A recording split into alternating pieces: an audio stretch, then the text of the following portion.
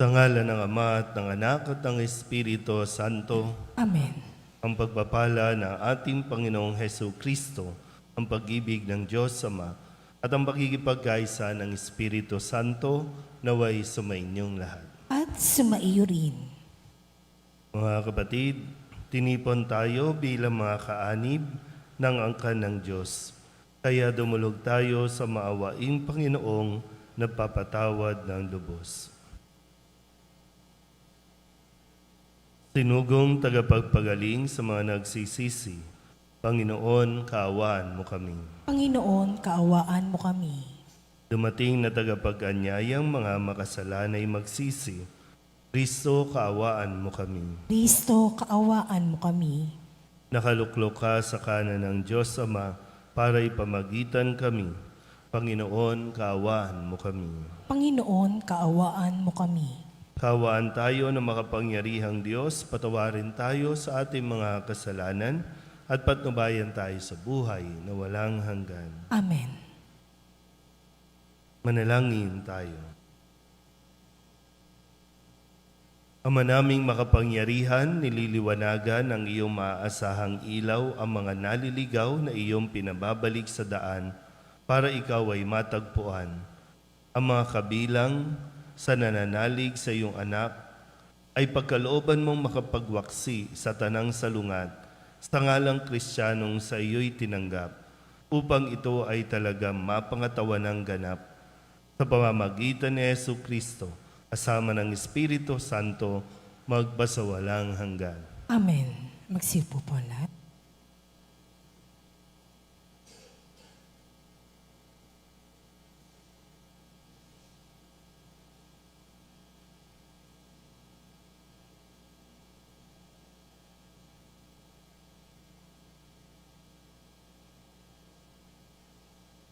Pagbasa mula sa aklat ni Propeta Isaias.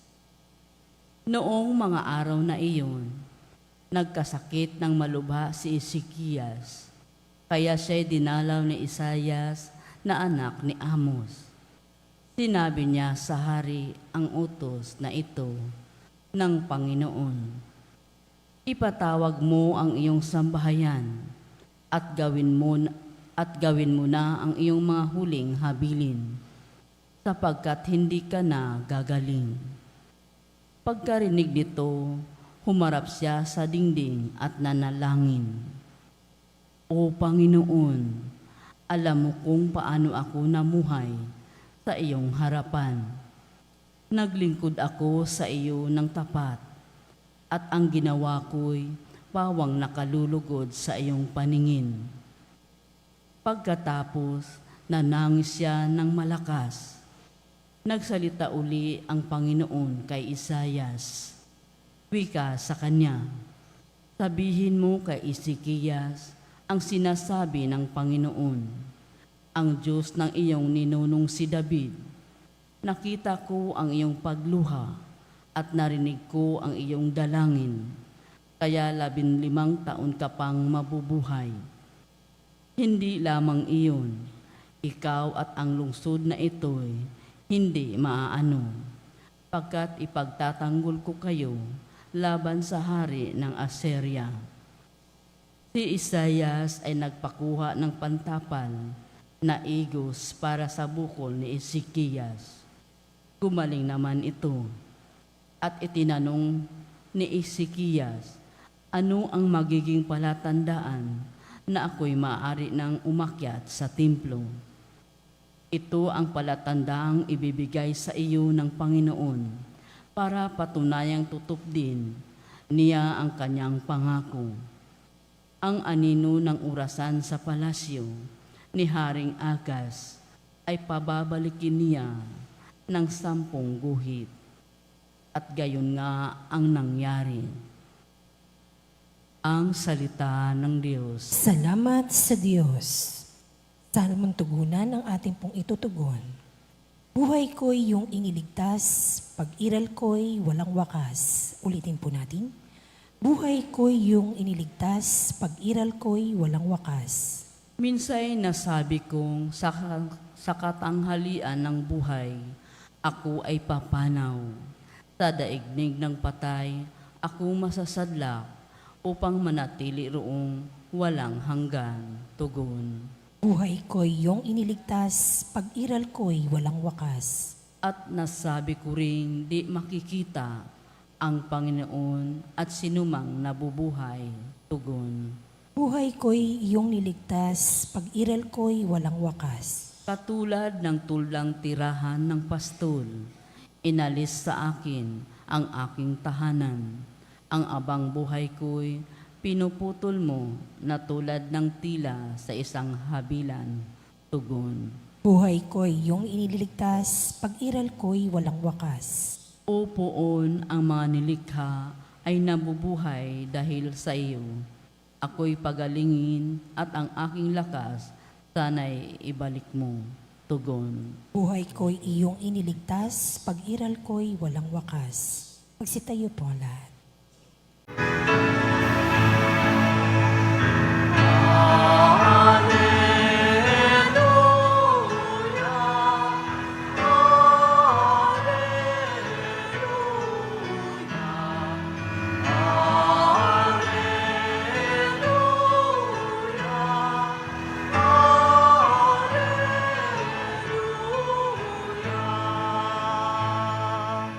Tumainyo ang Panginoon. At sumaiyo rin. Ang mabuting balita ng Panginoon ayon kay San Mateo.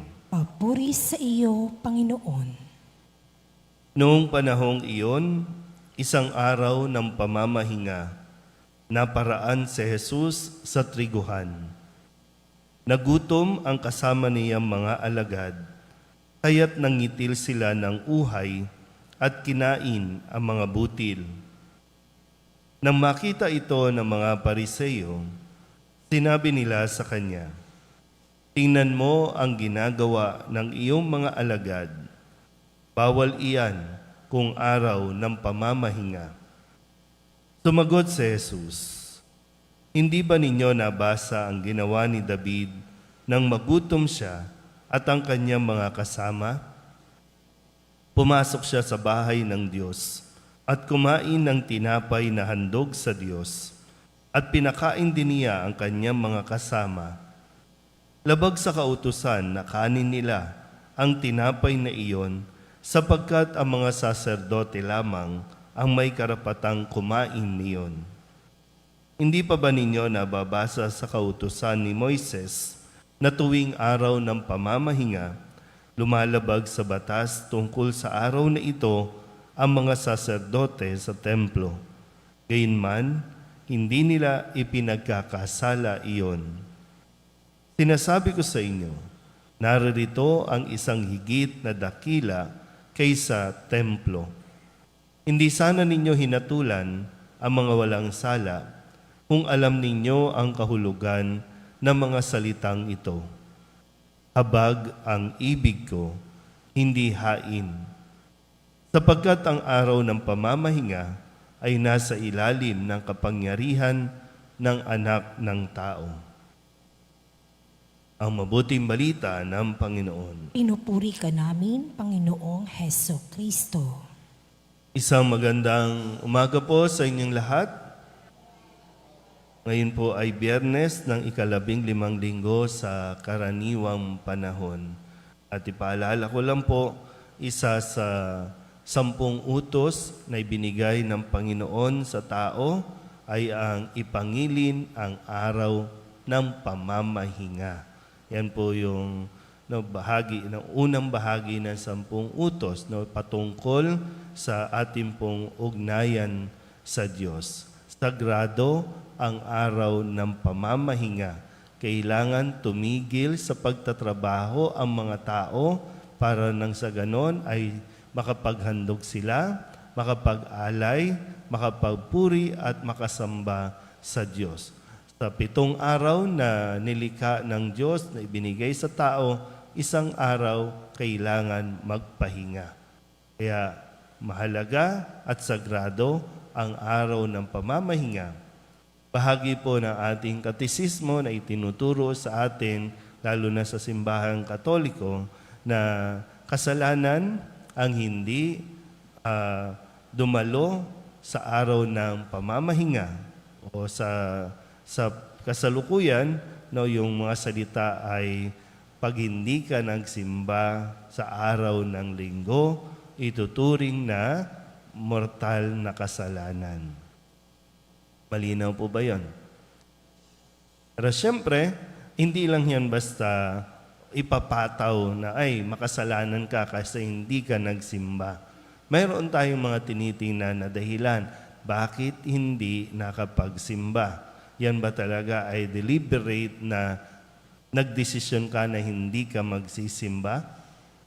O may mga pagkakataon na nagkasakit, may inilagaan, hindi ka nakapunta? Ano yung dahilan? Hindi rin naman tayo basta-basta magsasabi kasalanan, may kasalanan ka o kaya makasalanan ka. Kaya kailangan natin inuunawa, no, ang mga batas o utos na ibinigay ng Diyos. Dahil nga ang 10 utos, kasama na diyan ang pangili ng araw ng pamamahinga, ibinigay para sa ikabubuti ng tao.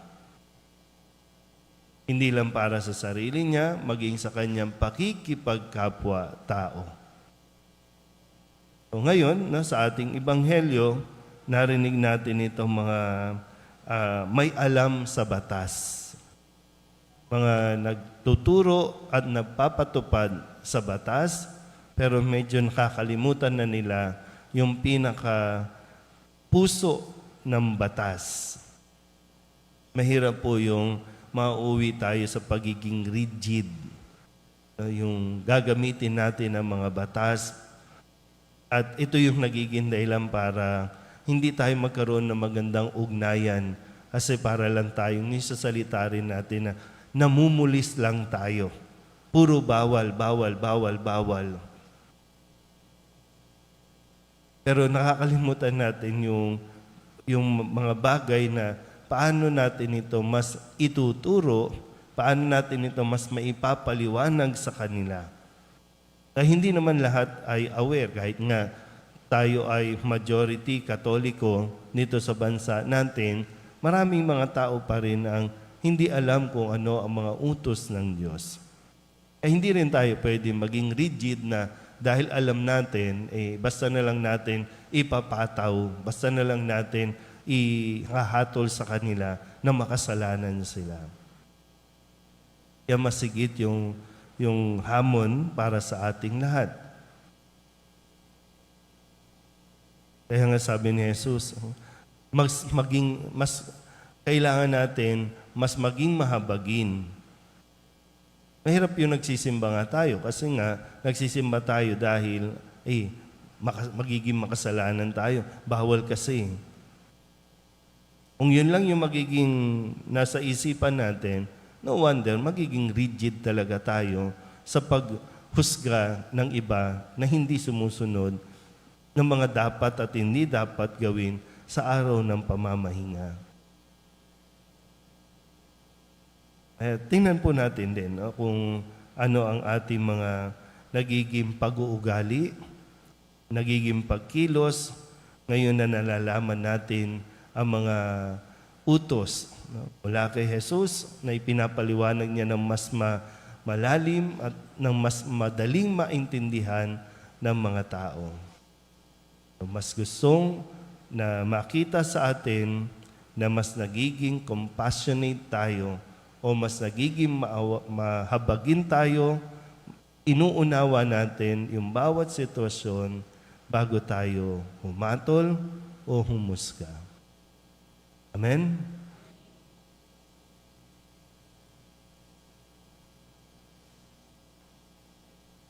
Manalangin tayo sa pamamagitan ng Kristo at sambahin natin ang Amang nasa langit sa ating pananampalataya, pag-ibig at mahabaging awa.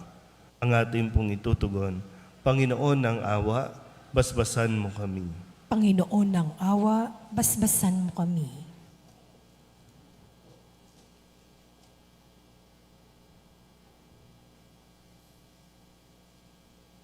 Ang mga Kristiyano, saan man Naway hindi maging mga taong ang kilos ay legalismo at panlabas lamang, kundi maging mga taong may puso na ginagawa ang nararapat bilang mga anak ng Diyos. Manalangin tayo sa Panginoon. Panginoon ng awa, basbasan mo kami. Ang mga bansa sa mundo naway matutong gumalang at tumulong sa isa't isa at hindi maggamitan lamang, kundi makipag-ugnayan ayon sa katarungan at pagkakasundo. Manalangin tayo sa Panginoon. Panginoon ng awa, basbasan mo kami. Ayon sa udyok ng habag ni Kristo, naway hindi natin hatulan ang mga nagkakamali, kundi bigyan pa sila ng bagong pagkakataon. Manalangin tayo sa Panginoon. Panginoon ng awa, basbasan mo kami. Ang mga may sakit at mga nagdurusa, naway tumanggap ng tulong mula sa mga taong may kakayahan at pamamaraan sa pagaanin ang kanilang pinapasaan. Manalangin tayo sa Panginoon. Panginoon ng awa, basbasan mo kami. Ang mga yumao, naway mamahinga sa kalipunan ng mga banal sa piling ng Diyos. Manalangin tayo sa Panginoon. Panginoon ng awa, basbasan mo kami. Idulog din natin sa Panginoon ang ating mga personal na kahilingan, mga panalangin para sa ating mga pamilya, kasama din ang mga kahilingan ng mga nanonood sa online. Lahat ng mga misang pasasalamat, special na intensyon, agarang paggaling ng mga may sakit, ang lahat ng mga kaluluwa na hinihiling na ipagdasal sa misang ito.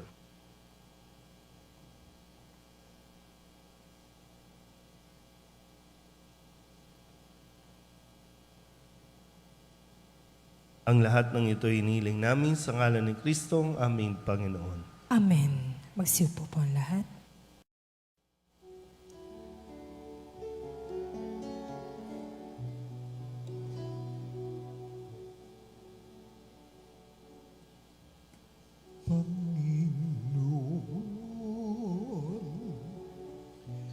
Aming alay, itong alak at tinapay sa altar mo ilalagay.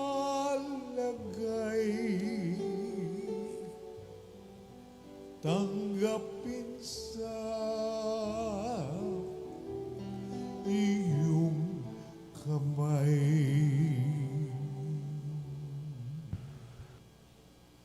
Manalangin kayo mga kapatid upang paghahain natin ang kalugdan ng Diyos amang makapangyarihan. Tanggapin nawa ng Panginoon itong paghahain sa iyong mga kamay, sa kapurihan niya at karangalan, sa ating kapakinabangan at sa buong sambayanan niyang banal.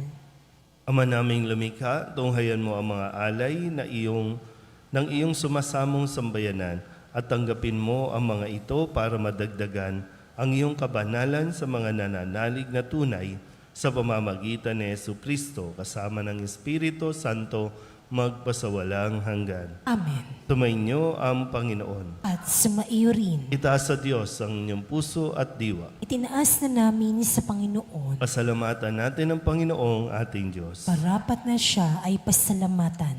Ama naming makapangyarihan, tunay nga marapat na ikaw ay aming pasalamatan. Sa iyong paglingap at kagandahang loob, ang tao'y nilikamot, pinangangasiwa sa sansinukob.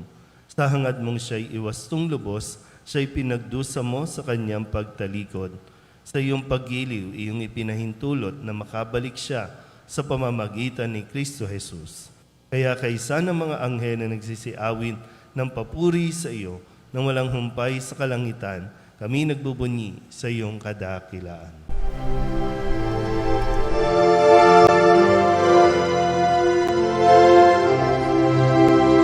Santo, Santo, Santo, Panginoong Diyos makapangyarihan, napupuno ang langit at lupa ng kalwalhatian mo. Hosanna!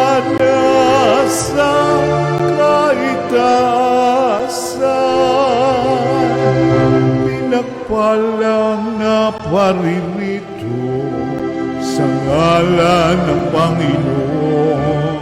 Hosana sa kaitaasan.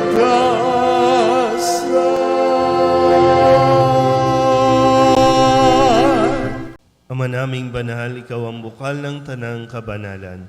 Kaya't sa pamamagitan ng iyong Espiritu, gawin mong banal ang kaloob na ito upang para sa aming maging katawan at dugo ng aming Panginoong Hesu Kristo. Bago niya pinagtiis ang kusang loob na maging handog, inawakan niya ang tinapay, pinasalamatan kaniya, pinaghati-hati ni iyon, iniabot sa kanyang mga alagad at sinabi, "Tanggapin ninyong lahat ito at kanin, ito ang aking katawan na ihahandog para sa inyo."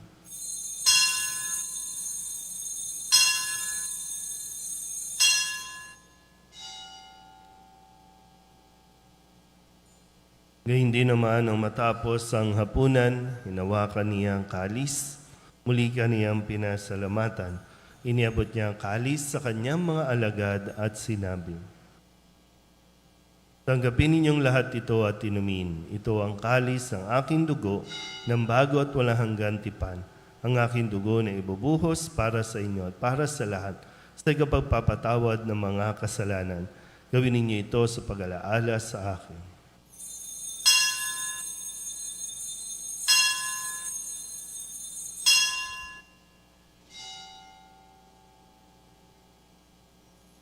Ipagbunyi natin ang misteryo ng pananampalataya. Si Kristo'y namatay, si Kristo'y nabuhay, si Kristo'y babalik sa wakas ng panahon. Ama, ginagawa namin ngayon ang pag-alaala sa pagkamatay at muling pagkabuhay ng iyong anak. Kaya tiniaalay namin sa iyo ang tinapay na nagbibigay buhay at ang kalis na nagkakaloob ng kaligtasan. Kami nagpapasalamat dahil kami iyong minarapat na tumayo sa harap mo para maglingkod sa iyo. Isinasamo namin kami magsasalo-salo sa katawan at dugo ni Kristo ay mabuklod sa pagkakaisa sa pamamagitan ng Espiritu Santo. Ama, lingapin mo ang iyong simbahang laganap sa buong daigdig. Puspusin mo kami sa pag-ibig kay San Leon na aming Papa at ni Jose na aming Obispo at ng Tanang Kaparian. Alalahanin mo rin ang mga kapatid naming nahimlay na may pag-asang sila'y muling mabubuhay, gayon din ang lahat ng mga pumanaw. Tawaan mo sila at patuloyin sa iyong kaliwanagan. Tawaan mo at pagindapating kaming lahat na makasalo sa iyong buhay na walang wakas. Kay sana mahal na Birhen Maria na ina ng Diyos, ng kabiyak ng puso niyang si San Jose. Kay sana mga apostol at ng lahat ng mga banal na namuhay dito sa daigdig ng kalugod-lugod sa iyo, may pagdiwang nawa namin ang papupuri sa ikararangal mo sa pamamagitan ng iyong anak na aming Panginoong Hesu Kristo. Sa pamamagitan ni Kristo, kasama niya at sa Kanya, ang lahat ng parangal at papuri ay sa iyo, Diyos Amang makapangyarihan, kasama ng Espiritu Santo, magpasawalang hanggan.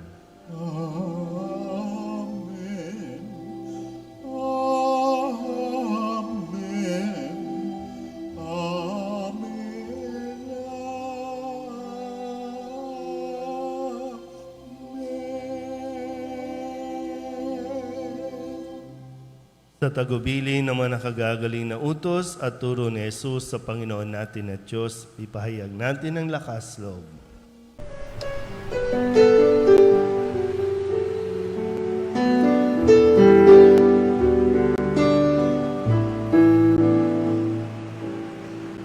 Ama namin, sumasalang ka, sambahin ang ngalan mo,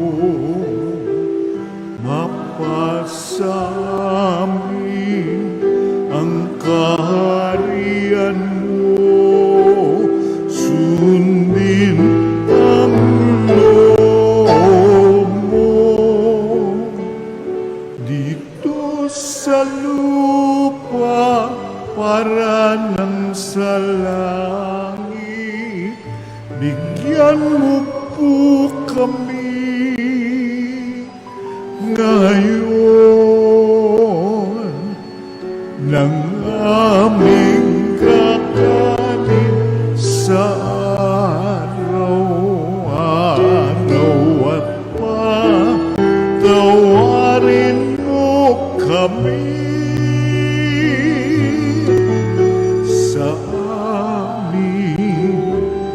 mga sala para ng pagpapatawan namin sa nagkakasala sa amin. At huwag mo kaming ipagdulot sa tukso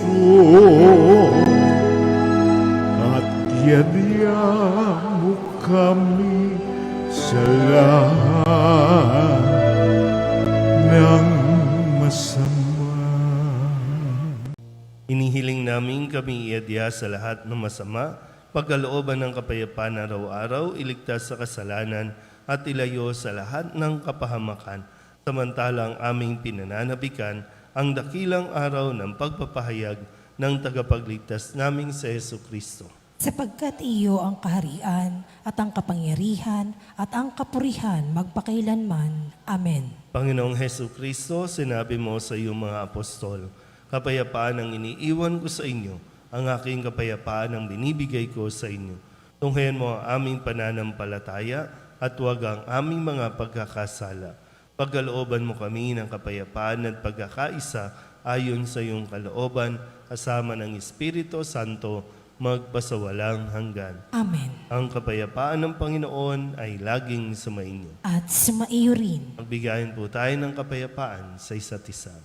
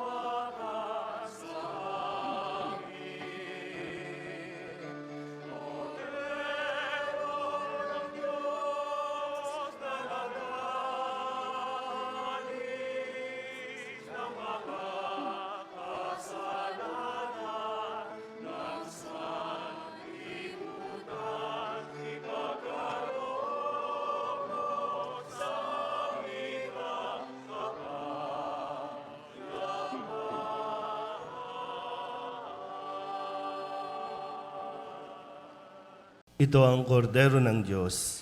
Ito ang nag-aalis ng kasalanan ng sanlibutan. Mapalad ang mga inaanyayahan sa kanyang piging. Panginoon, hindi ako karapat-dapat na magpatuloy sa iyo, ngunit sa isang salita mo lamang ay gagaling na ako. Katawan ni Kristo, Amen.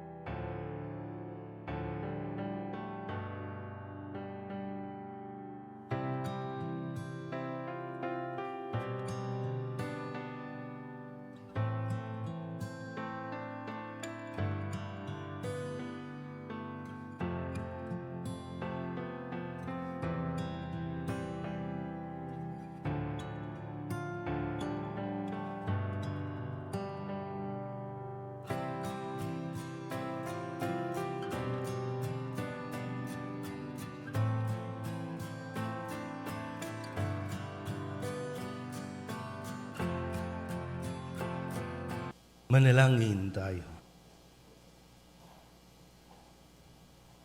Ama naming mapagmahal, kami mga pinapagsalo mo sa piging na banal ay makatanggap nawa ng bungang karagdagan ng iyong pagliligtas na aming ipinagdiriwang sa pamamagitan ni Jesucristo, kasama ng Espiritu Santo, magpasawalang hanggan. Amen. Sumainyo ang Panginoon. At sumaiyo rin. At pagpalain kayo ng makapangyarihang Diyos, Ama at Anak, at Espiritu Santo. Amen. Tapos sa ang banal na misa, humayo tayo sa kapayapaan ni Kristo. Salamat sa Diyos. Magandang umaga po.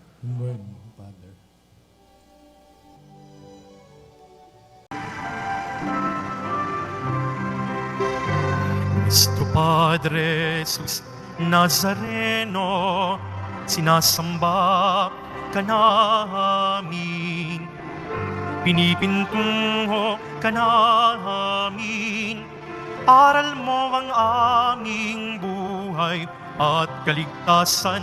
Nuestro Padre Jesus Nazareno, iligtas mo kami sa kasalanan. Ang krus mong kinamatayan ay sagisag ng aming kaligtasan. Nuestro Padre Jesus Nazareno, dinarangal ka na amin. Nuestro Padre Jesus Nazareno, nilulwalhati ka namin.